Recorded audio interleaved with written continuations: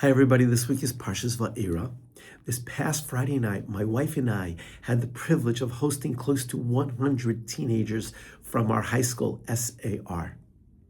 And the way that we enjoy the Shabbat, the Sabbath, is we gather for singing, for dancing, for words of inspiration, and we call it a Tish.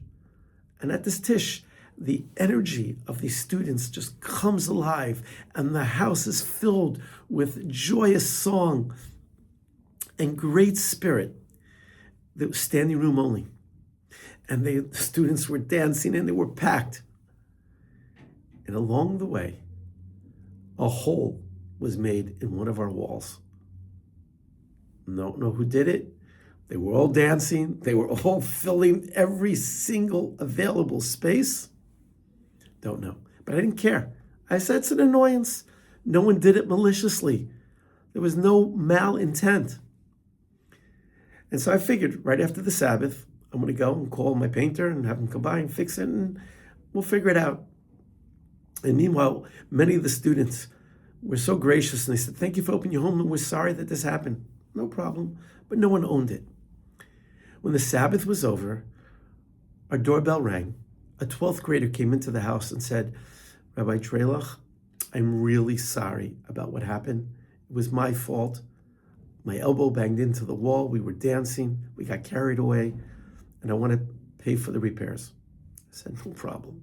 And I was so impressed with the young man that I had to call his parents and tell them what a nice young man they raised and how his character had just shined.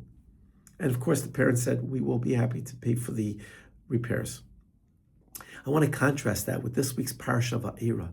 Pharaoh, Paro, when Moses and Aaron, Moshe and Aaron, come to Paro at the Nile, and they turn the water, the source of water for all of Egypt, into blood.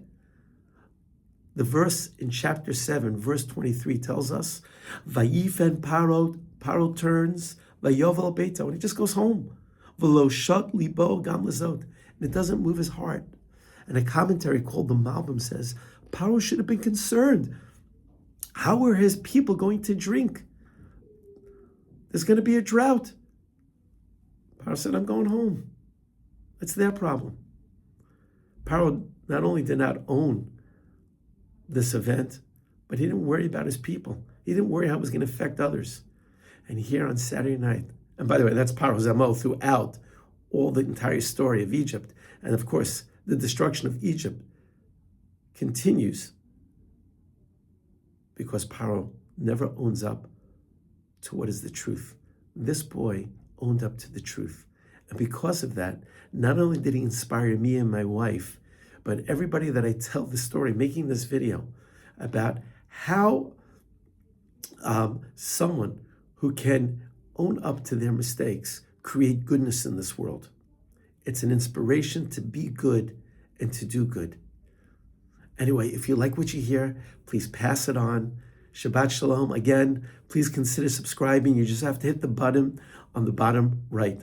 Shabbat Shalom, everybody.